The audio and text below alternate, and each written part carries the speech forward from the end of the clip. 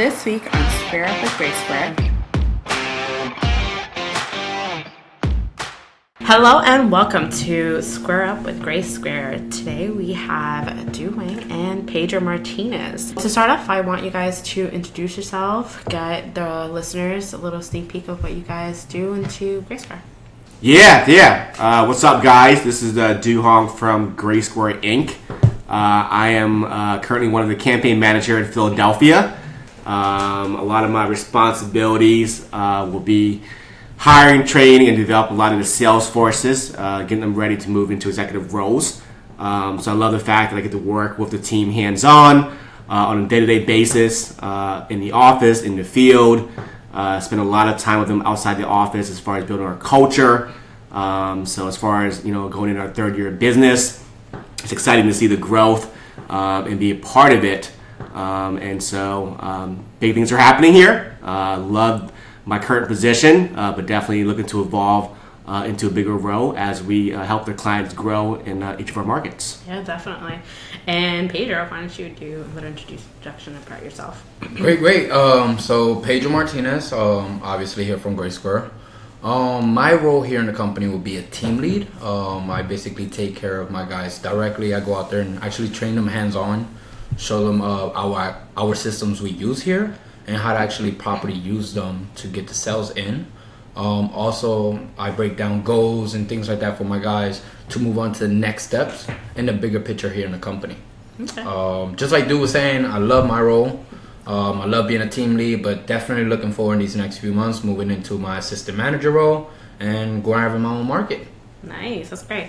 So some of the listeners already know I've actually done a video in Spanish, grab a beer video with Pedro. It was an interesting one. It was fun because I'm not that fluent in Spanish. I tend to say that I am, but it's a bit hard. But you are actually Puerto Rican. And you are Vietnamese. Yeah, so we're going to do an Asian one too soon, okay? So okay. To be determined on that date. Yeah, I don't know who's going to be doing that one with you. We're talking about Asia. Asia's huge. We have more people in Asia in the U.S. That one should be fun. Yeah, definitely fun. Okay. So we are very culturally diverse in GraySquare. So I wanted to get a little bit sneak peek about that, about where you guys from, your backgrounds, your story, how it all started. Yeah. So, Du Hoang, as you guys know, is not a very American name. I was actually born in Vietnam. Came over in 1980. So I came over when I was about 2 years old as part of the big immigrant migration, refugee from after the war, the United States and Vietnam. So I came over here when I was two years old. I came over with my mom after my dad came over with my brothers, so we were sponsored a year or two afterwards. So it's pretty cool how the whole journey itself came about. As far as my grandfather came over, then my uncles, and then my father and my brothers came over, and then slowly I came over with my mom. So it's pretty cool that I had the opportunity to come over at such an early age and be able to, really dive into the American culture at such an early age, which is cool because the great part about that is I had the ability to be raised by my grandparents who really instilled a lot of Vietnamese culture in me while going to American school as well. So I feel like, coming over here at an early age with a lot of the culture and traditions involved with the family, I was able to be brought up in not only a Vietnamese culture, but also an American culture. Nice. And I think that's what really developed me as far as my character in business, is being able to, really work with a lot of different demographics when it comes to the sales or the recruiting. I definitely think that gives a leg up, being able to relate to all different types of people. Nice. All right, that's cool. And Pedro, you are from Puerto Rico, so give a backstory of you. So yes, obviously Pedro Martinez once again from Puerto Rico. You all know your name. Yes, we know Pedro too. I was born in the islands. Pedro. So I didn't have to get sponsored to come here. I took a plane here. Well, that's because Puerto Rico is U.S. territory, all right. But it's funny he said that he came while he was 2, because I came exactly at the same age. When I came here, I was 2 years old. they didn't speak a lick of English whatsoever. No dada, no papa, no nothing whatsoever. So I had to learn, obviously, little by little. My mom was a huge help. Just like Dude was saying a lot about culture and, you know, family-wise. My mom instilled or told me a lot about my culture, Spanish-wise. At the same time that I was able to learn what we all call the American dream or the American culture. Learning my English. I went to ESL classes as I was in school, which means they taught me Spanish and English. So like that I don't get stuck in my Spanish or get stuck in my English. Besides that, back to Catalina. Yeah, I mean, I'm Colombian too. So, but I'm I was born here. You're American. Yeah, I'm American. But no, American. I know. I actually do consider myself more Colombian than American, to be honest. Even though my Spanish is horrible. But yeah, no, I do agree with you guys about the whole culture. But what I wanted to know is, how does your background actually help you in this line of work in marketing business versus the corporate America? Does it affect anything, or does it help you guys out? Yeah, I think that, you know, in the entrepreneurship spirit, I think that's one of the biggest things that kind of steered me away from corporate America graduating college, was that, you know, if you really do your research, 90% of small business owners are actually immigrants. And so at an early age, I did see, you know, a lot of my friends that had parents that were entrepreneurs, had a different lifestyle, but a lot of them were also immigrants, whether it was, you know, Hispanic, whether it was you know, Jamaican, whether it was European, but also Caucasian. It was a very good mix of people that I grew up around in my neighborhood. So I saw kind of like what a regular job was and what corporate America was and what the entrepreneurship family environment was. And so I definitely feel that, you know, what I wanted long term, as far as getting involved in business, was that I wanted to be self-made. And in corporate America, you really can't be self-made because you're kind of in a corporate structure where, you know, seniority or being Caucasian or being a certain type of race does matter. And so I felt like, you know, growing up in such a diverse neighborhood, going to school and being around a lot of different ethnicities, and then a couple years later, I actually got put into a private school where it was primarily Caucasian. It really opened up my eyes as far as what I wanted for myself and also my future kids long term to be, you know, to be involved in, was that I wanted them to be in an environment where it was very, very culturally diverse, so they can learn about a lot of different cultures. Because I feel that when you are brought up in a very diverse environment as a kid and in schooling, it makes you a better communicator with a lot of different nationalities, and whether it's business, school, or sports. I think that when you are raised in a very diverse environment, you just have a better skill set as far as communicating, being able to relate to a bigger audience, but also being able to build better relationships. You're able to always kind of feel the other side as far as what they've been through, being able to relate.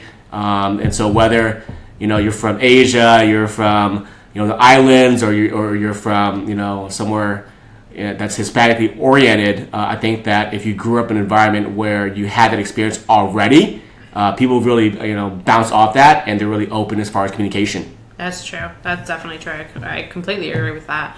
I know that I do. It's not a bad thing, but I get along more with Hispanic people every single time when I go to a job. I just automatically just click with someone that's Hispanic because I know that they've gone through the same stuff that I've gone through, or they know the culture, and they know the whole situation. Like you automatically just link with them. Yeah, you definitely just click. It's kind of like Dude said, you know, understanding the people around you and being able to experience, I would say, being with different races or different nationalities definitely helps me in business.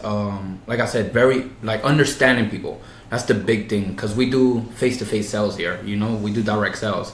So being able to see the other person on the other side of the conversation and fully understand them from their point of view and their shoes, that kind of helps a lot in business.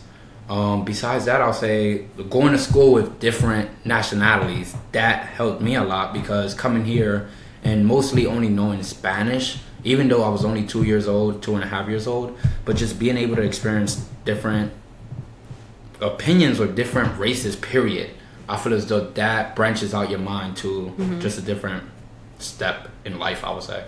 Yeah. Yeah, I mean, the one thing that I will say, and I'm sure Callie and Pedro can agree, is that, when you are brought up in a very culturally diverse environment, you're already used to being comfortable in the uncomfortable. Yeah. And so whether, I'm working, in an environment where it involves face-to-face sales and recruiting in the East Coast, the West Coast, the South or Midwest, which I've done all, being obviously very culturally diverse definitely helped me out, because when I was out knocking on a door or knocking on a business or in the office recruiting, and you already kind of understand every race when it comes to personality traits or where they're from and customs. Even nowadays, if I do an interview with anyone, I can associate a certain type of food, a certain type of sauce, a certain type of environment that I was obviously exposed to, and it definitely helps open up a conversation. Yeah, especially like my position where I'm a team lead, I actually go out there and show these guys how to actually work our systems and get things done. Being able to I'll say relate to these guys, relate to these new guys in a way that nobody else have ever done. I feel as though knowing different nationalities or being in that environment helps a lot. You'll be able to relate to that person that's in front of you in a different way than nobody else has. I get truly impressed with our guys, because there's guys that don't even know a word in Spanish, and they could actually make a sale in Spanish. We sell mundos all day here. I am completely surprised when one of them came up to me, started telling me how to try to get a sale for me in Spanish. I'm like, how the hell do you know Spanish? And they're like, they don't. I'm like, okay, that's really impressive. I mean, the Spanish language is pretty like 60% of the U.S. now, to be honest. I wish I would have taken Spanish in high school instead of French. And no offense to any French people out there, but I definitely should have taken Spanish 101 instead of French 101. I took the easy way out. I was Spanish and got Spanish. Yeah, I took Spanish and then I took French. I took both languages, which is cool. I mean, it's always good to know more than one language, two languages. Definitely. It's very helpful. Okay, cool. So going to our next topic, wanted to know, how do you guys build your partnership outside the office? Yeah. I know that you guys have known each other for, how long has it been GraySquare? 3 years?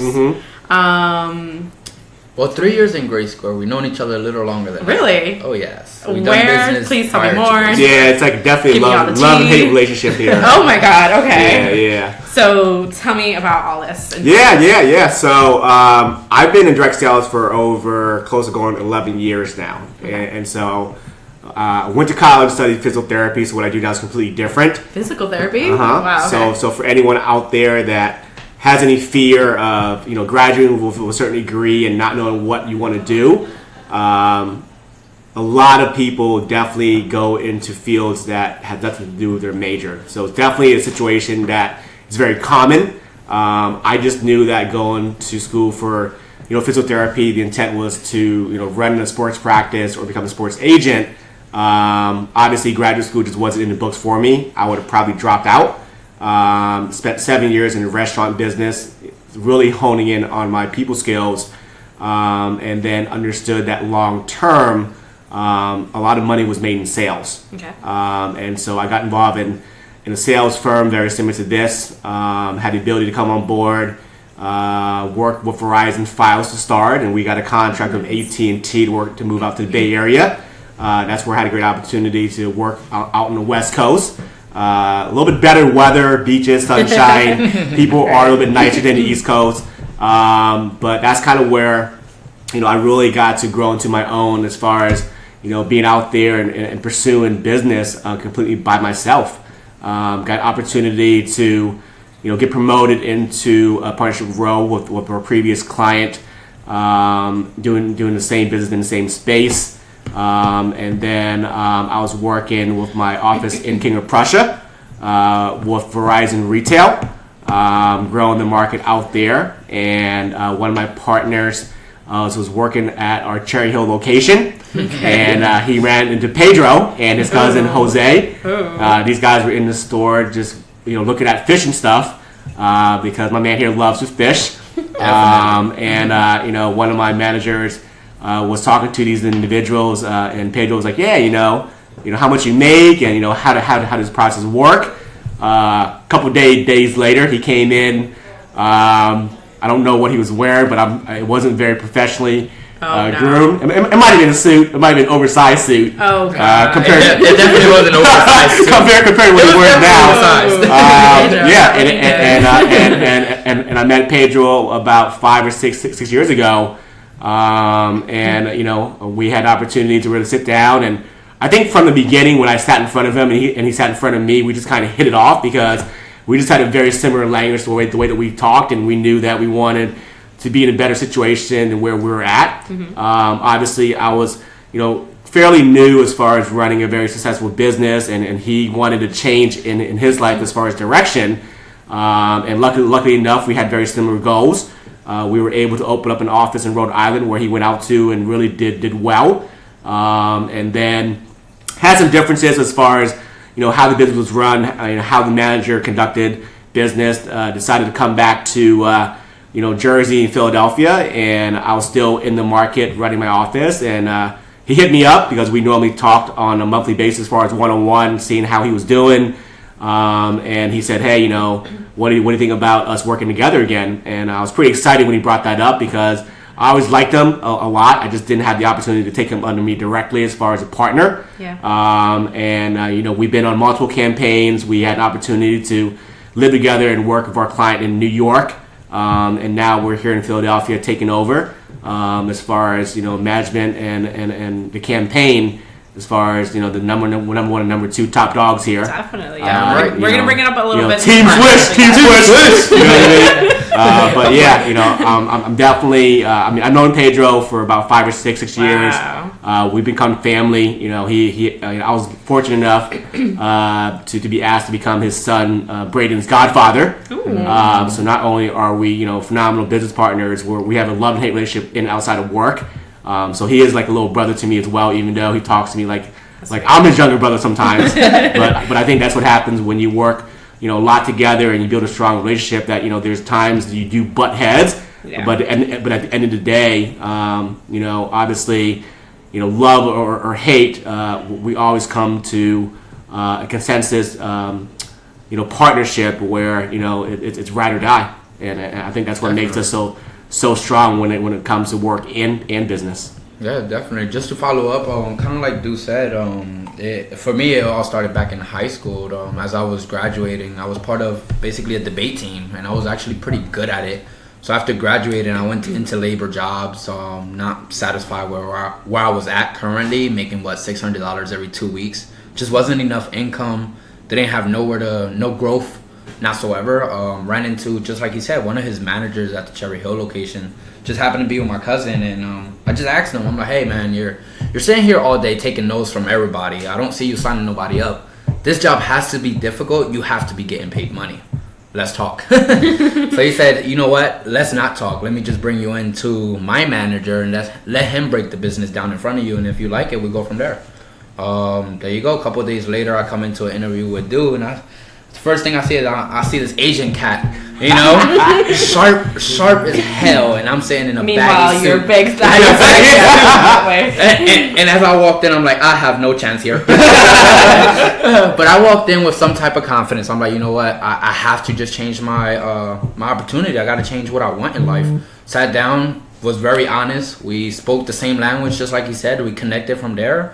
And then months later, I was able to get promoted as one of his teams with one of his managers out to Rhode Island. That was a lot of fun. Just like you said, a couple manager decisions, I decided to come back, ask him for a secondary chance, see if I could work with him hands-on rather than being under a different manager. And it was, hey, we kicked it off from there. And literally, just like they said, number 1, number 2 dog, and we ain't going nowhere. Team Swish all day. Yeah, the one thing that I will say to that, and it's kind of a lesson I learned in life, is that no matter where you're at in life, you can always meet people to impact both yourself and also the other person. And so the cool thing about our culture here is that people always ask me, hey, what do you look for in people? And I love giving them the answer is that there's not one specific type of person we're looking for to partner up with. It's not based on education. It's not based on skills. It's not based on experience. It's not even based on previous roles. It's all based on things that we teach here.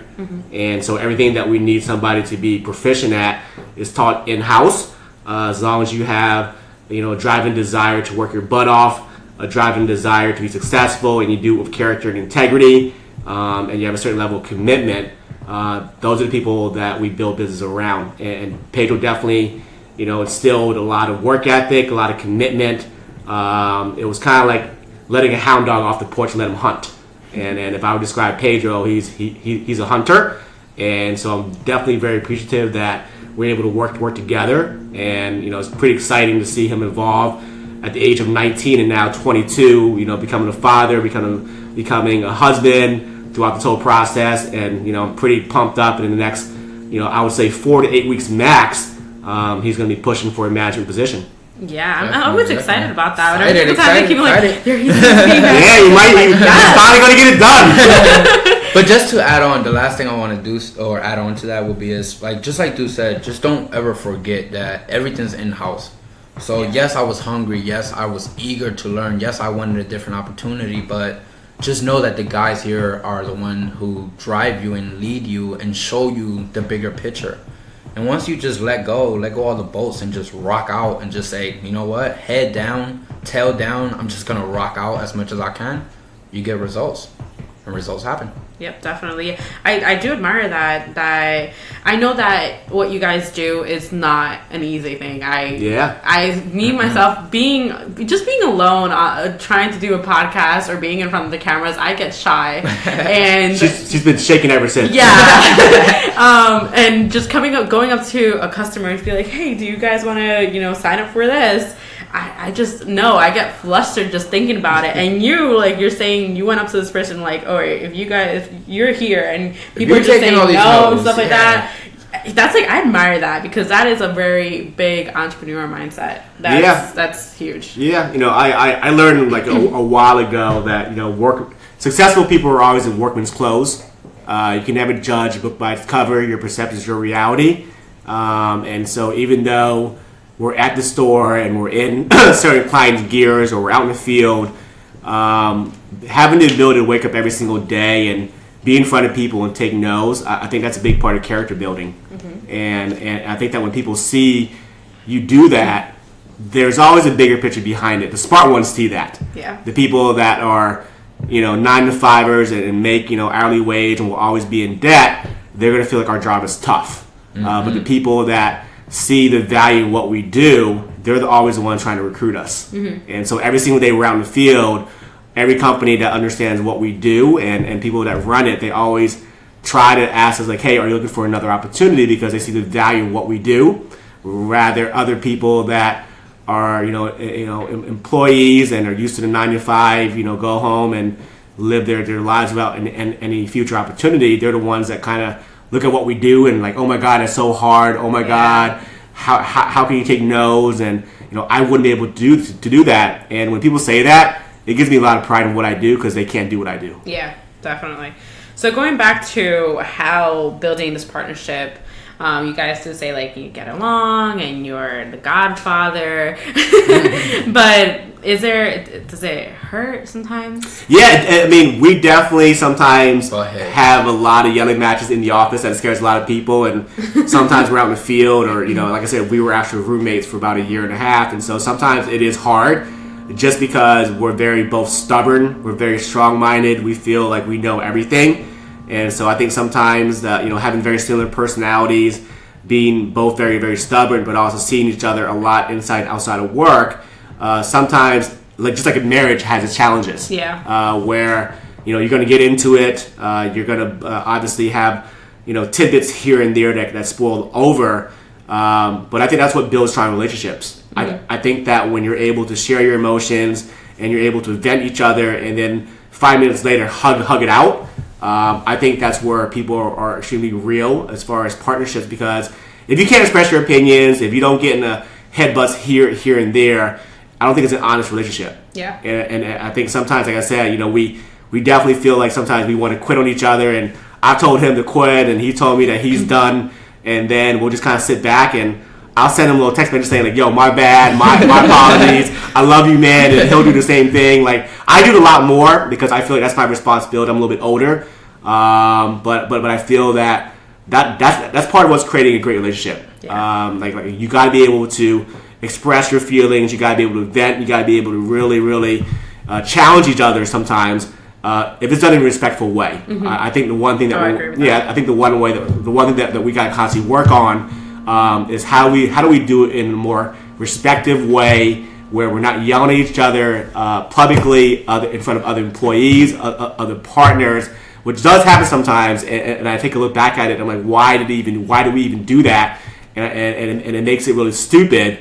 So I think that it's still a work in progress. Mm-hmm. Knowing each other for 6 years, we're kind of a little bit too comfortable with each other. That's kind of where we'll challenge each other. Yeah. But I feel like we're still growing, and the fact that we're still growing, and the fact that he's married with a kid and I'm not, but I'm older. Mm-hmm. We have a lot of things that we learned from each other.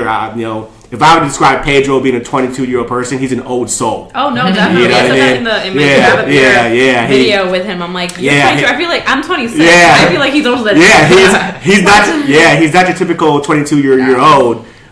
So he's 22 and I'm 39, but I feel like sometimes I'm 25 and he's 45. Yeah. Because I'm still single, bachelor, trying to live it up. And, party life. Yeah, you know what I mean? And he said he's got to go home and see the kid and wife, and I was like, what do you mean? We got to hang out till midnight. Stay to midnight. Yeah. It's only 10 o'clock. That time is 10 o'clock. But just kind of like he said, I'll say like in a relationship or in a partnership, a lot of things has to do with pride.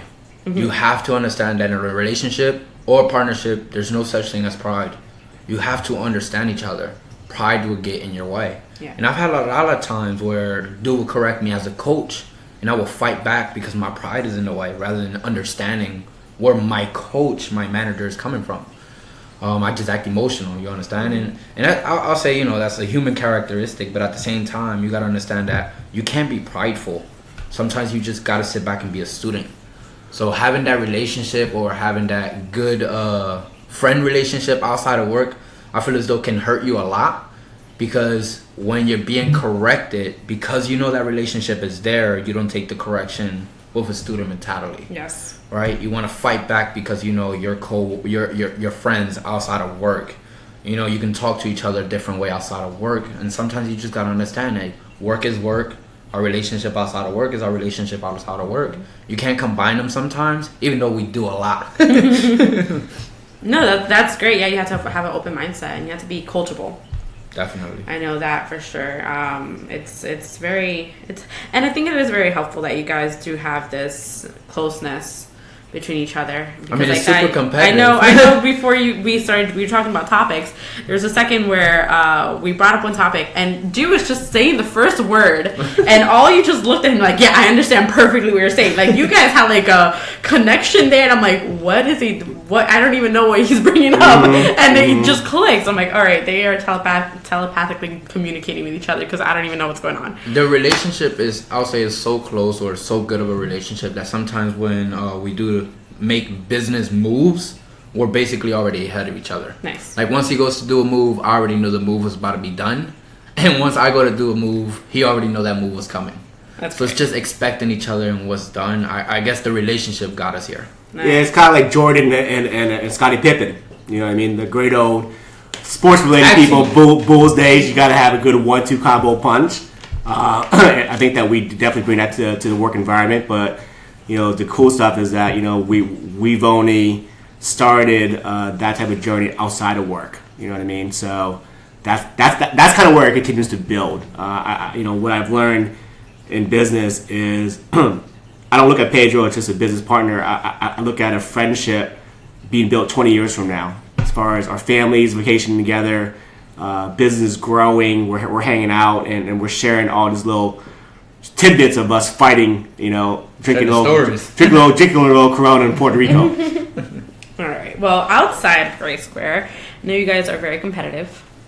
Tell me a little bit more about that. Everything. Oh, gaming. Everything. Gaming. I mean, whether it's sports on the sticks, I'm a big Xbox supporter. He's a big PlayStation supporter. Oh, no. So, Yeah, I like my gaming to be fast. You know what I mean? So, we definitely battle out with 2K, Madden. All right, here we go. Square up. What's better, Xbox or PlayStation? Xbox all day. PlayStation. Xbox all day. Definitely PlayStation. If you look at the top 5 winners of every gaming event, it's always Xbox players. That's because they play on rookie mode on Xbox. So go ahead and do just like Dude does. Go and do your research. But yeah, we're definitely competitive outside of work as well.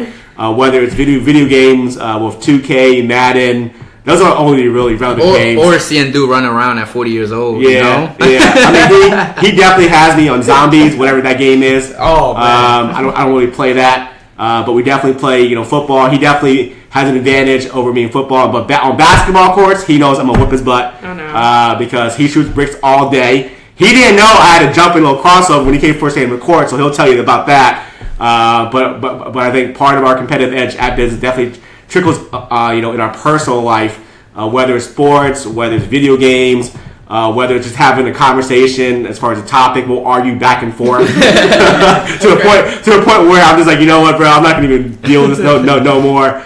I mean, seeing that this is a Square Up podcast, yeah, along pretty well. we got competitive at Chuck E. Cheese last week. You know what I mean?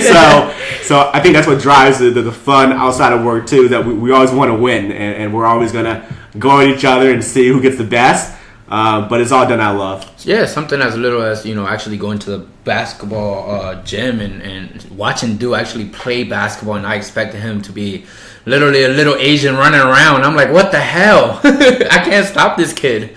But just going from sports outside of work to coming into business, and like she said, winning first and second place on the competition, and just being the top dogs. That's what it's all about. That competitive nature of not necessarily trying to take each other down, but trying to push each other to the next level, because we know that we're better than where we are right now. That competitive nature, that competitive spirits just push you to a different level, and I think it's necessary sometimes. Mm-hmm. Yeah, I agree with that. Okay, so heading to one of our last topics. I know you guys were talking about right now a lot of graduates are finishing school. They're interested in getting some internships or getting that next career right out of graduation. What do you guys think about internships? And I know we do hire a couple interns here at GraySquare during the summer. So I see, Pedro, you're a bit excited about your answer. Go ahead. So just because this was a huge topic that I had to really, really learn in business. So I'm going to give you my point of view on how I looked at it at first compared to how I look at it now. So at first, coming into, I guess being in my role where I'm a team lead, I take people onto my team, teach them our systems and our sales concept, basically to be able to hit standards and hit numbers and move on to the next step and getting these guys promoted. Thinking about having to bring somebody in for about 3 to 4 months for an internship, and I quotation marks, kind of wasting my time is the way I looked at it. I considered it something like this. Somebody comes in for 4 months. I teach them something, and then they leave after 4 months. I don't have nobody that's going to stay back. I feel as though that was a waste of time for me. Yeah. Where I wasn't understanding the concept of actually bringing in a person that's an intern. A person that's as hungry as an intern is. Something that I never understood. Seeing the hunger now, having at least I have like 4 or 5 interns right now on my team. But seeing the hunger, the different aggressiveness, the different spirit that they bring to the team, that's something that I just never thought of. I just thought it would be literally a waste of time. I'm going to give knowledge to a person that's going to be here 3 to 4 months, and then they're gone. But seeing the results that I'm getting from interns now and seeing how they actually push my team, motivate my team, and they want more. They want more out of this internship. They don't just want a basic job. They don't just want a small opportunity. They want to grow into this internship and take a lot from it. That right there just changed my entire mindset. Yeah, I mean, he was definitely a negative naysayer as far as taking interns onto his team. And what he didn't remember last year when we had on interns is that we had 2 people that were interns that actually high-rolled the entire office for about a 3-month period. And so I went into this recruiting season knowing that we're going to go a little bit harder with interns just because of how much value they can add.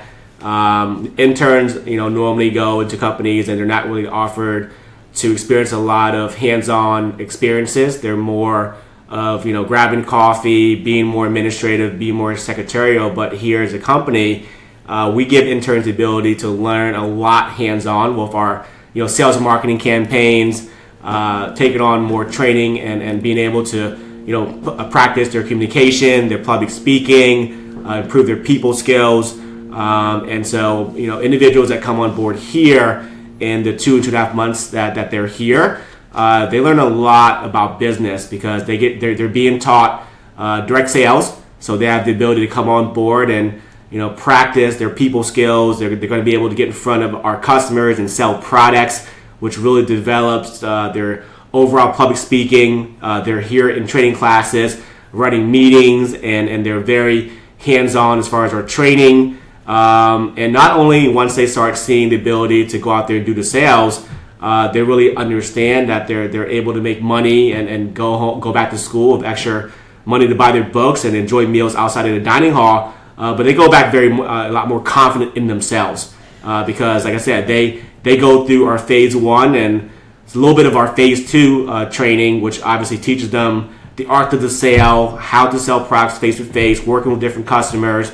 And so they go away a lot more accomplished to school than a regular internship. And I think that later on, next couple months here, when the interns actually graduate, we'll give you guys a sneak peek of a podcast that will share with you our intern experience and what they learned. I have a couple individuals, one Vincenzo DeVita right now.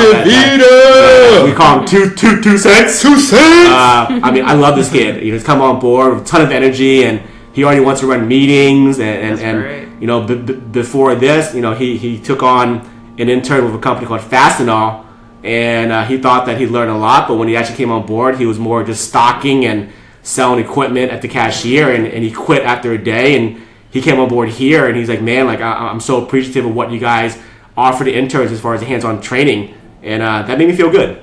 Yeah, you're actually treating these interns like an actual employee. Yeah. Obviously they're sort of employees, but that's always a good thing. I know that college is difficult nowadays, and I'm more of a hands-on person, and I wish I could have done internships with stuff with social media and digital marketing, because like that, I feel like I would have learned so much more. In school, you don't really learn that much. No. Like you do, but it's a lot better when you experience things hands-on. Not just that, but the impact that these interns actually bring to your team. I never realized how much of an impact I will have somebody as Vincenzo coming on board and basically just take over with his energy and his passion behind what he does. Just small things like that I've just never thought about. I was just never given that opportunity to an intern because of how I felt.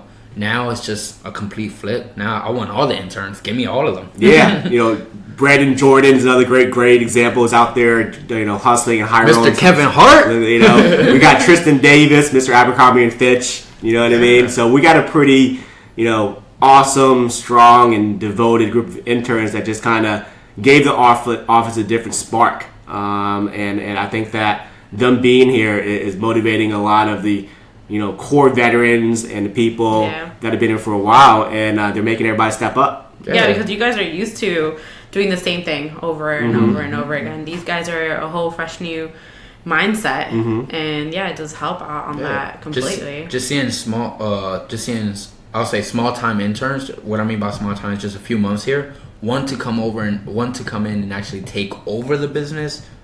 That just drives me even more. That motivates me even more. And they're definitely helping us out with our beer pong game, because we've had a couple team nights where we had the opportunity to have some fun every Monday night, and we've opened up the beer pong table, and they're studs. They're killing it. Yeah, I know. It reminds me of how old I've gotten and how beer pong is still a big thing, and I got to get better at it. He gotta get his cane out, guys. I was 1 out of 20. 1 out of 20. 1 out of 20. All right. Well then, to our last topic. I know, like we were just bringing up, that you guys were in PA office, in the Philly, New Jersey office, the top 2 winners on our latest bonus, getting the most sales. What do you guys recommend for anyone that wants to work with us from being, the next Pedro, or for our interns too, or the interns that want to come back? Yeah, I mean, I can definitely start off with this. I think that with every goal comes actions. I don't really ever think of any competition or any prizes as far as what I want out of it. It's pretty much what am I willing to do on a day-to-day basis that'll eventually make me win everything. And so my intent wasn't to be any winner for this contest. Yeah. You know what I mean? My role, like I said, is to, help the teams, help Pedro get promoted, help train, his team, office, really get the sales down, get the training down, and really start to build their teams.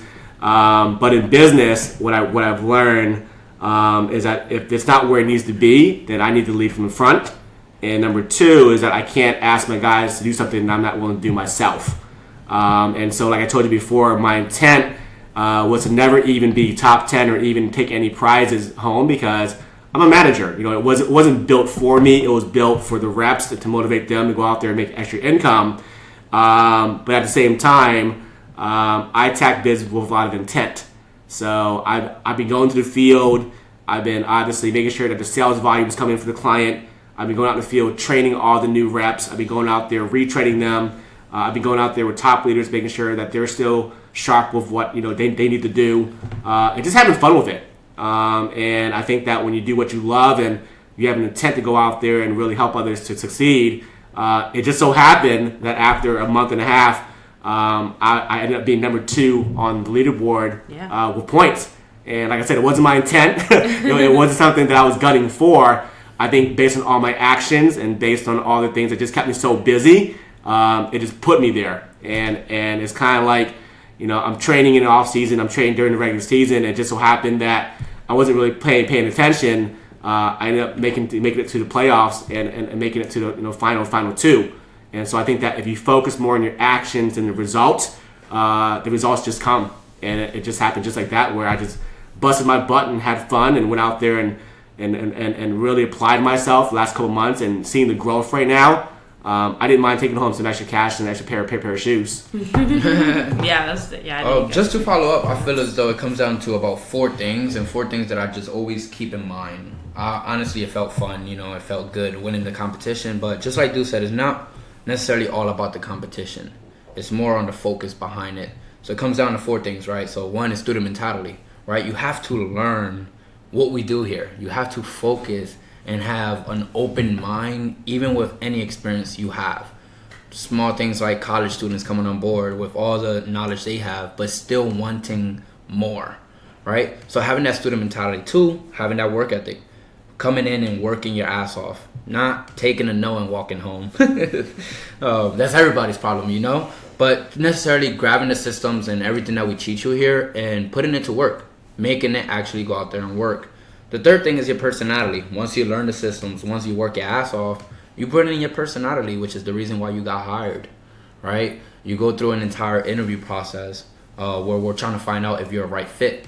So obviously you are if you're here. So personality. And then the 4th thing, this is the biggest one. Every day means every day. Make results happen. So I don't go with the intent or with the mindset of, am I going to make something happen today? I actually go out with the mindset of, it's done. Every day means every day, so results has to be done. So before I even go to the field, before I even go out there and do what I have to do, it's done.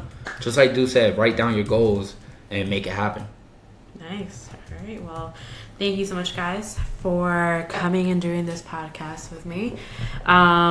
So for our listeners, please follow us at Go GraySquare on Instagram, Twitter, and Facebook. And we're also available on LinkedIn. You can find Du on LinkedIn too, and Pedro on LinkedIn.